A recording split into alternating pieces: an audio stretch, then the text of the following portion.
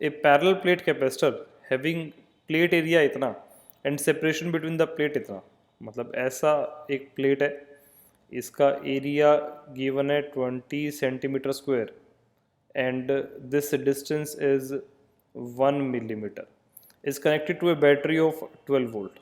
ये ऐसे कनेक्टेड है 12 वोल्ट की बैटरी से।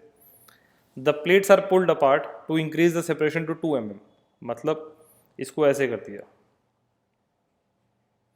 सच that this gap is 2 mm और ये 12 वोल्ट का ही बैटरी है, ठीक है।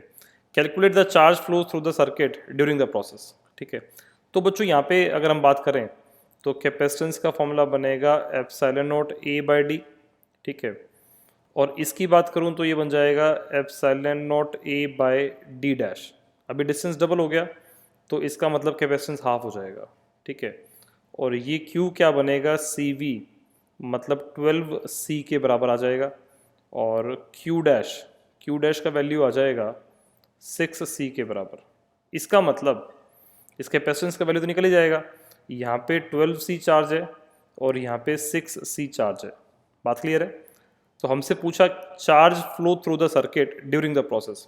अब बच्चों पहले अगर 12C चार्ज है और अब अगर 6C चार्ज करना है तो यहाँ से 6C, मतलब C का वैल्यू ये वाला है, इतना चार्ज ट्रांसफ़र होगा। बात क्लियर है? पूछा गया बी पार्ट के अंदर how much energy is absorbed by the battery. तो बी पार्ट की बात करूं तो बैटरी कितना एनर्जी एब्जॉर्ब करेगा वो हम वर्क डन से निकालेंगे, और वो क्या बन जाएगा, बैटरी का वर्क डन होता है EMF into charge given by positive terminal, और यहाँ पे बेटा पॉजिटिव टर्मिनल चार्ज देने की बजाय ले रहा है, ठीक है। तो इसको 6C का वैल्यू मतलब ये वाला पुट कर देंगे, इतना ये वर्क डन नेगेटिव आएगा, ठीक है, इतना ये वर्क डन नेगेटिव आएगा।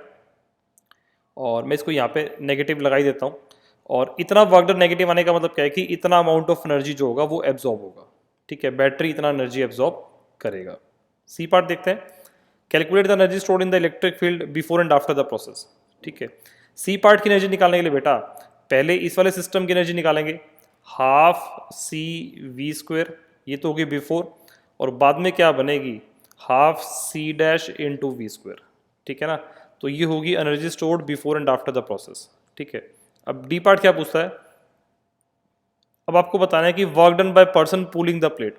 तो बेटा देखो जैसे ये प्लेट्स है ना और इस पे चार्ज मान लो Q और माइनस Q है, तो इसके बीच में फोर्स जो बनेगा वो फोर्स ऑफ अट्रैक्शन जो होता है वो बनेगा, पहले इलेक्ट्रिक फील्ड निकालेंगे मान लो, या फिर मैं फोर्स ही डायरेक्ट निकाल के दिखाता हूँ, Q square by 2A epsilon not, ठीक है, इतना फोर्स ऑफ अट्रैक्शन होता है। अब यहाँ पे क्या होगा कि भाई पूछा गया है कि work done by the person, तो बच्चों यहाँ पे जितना फोर्स अट्रैक्टिव होगा उतना ही फोर्स अप्लाई करना पड़ेगा इस प्लेट्स को पुल करने के लिए, ठीक है। और हमें डिस्प्लेसमेंट पता है कि 1 mm डिस्प्लेस करना है, ठीक है। कैसे, पहले डिस्टेंस 1 mm था अब 2 mm कर दिया, तो डिस्प्लेसमेंट 1 mm का है। तो बेटा फोर्स और डिस्प्लेसमेंट को रिलेट करके हम लोग वर्क डन इवेलुएट कर सकते हैं, ठीक है। और ई पार्ट की बात की गई, यहाँ पे हीट की बात कर रखी है, ठीक है। तो बेटा इस सिस्टम की हीट जनरेशन कैसे निकालेंगे, हम लोग लिखेंगे work done by battery plus work done by person is equals to change in energy stored plus heat के बराबर, ठीक है। अब वर्क डन बाय बैटरी ये हमने यहाँ निकाल दिया, वर्क डन बाय पर्सन वो हमने डी पार्ट में निकाल दिया, डेल्टा यू हमने सी पार्ट में निकाल दिया, इन सबको पुट करके हीट इवैल्यूएट हो जाएगा।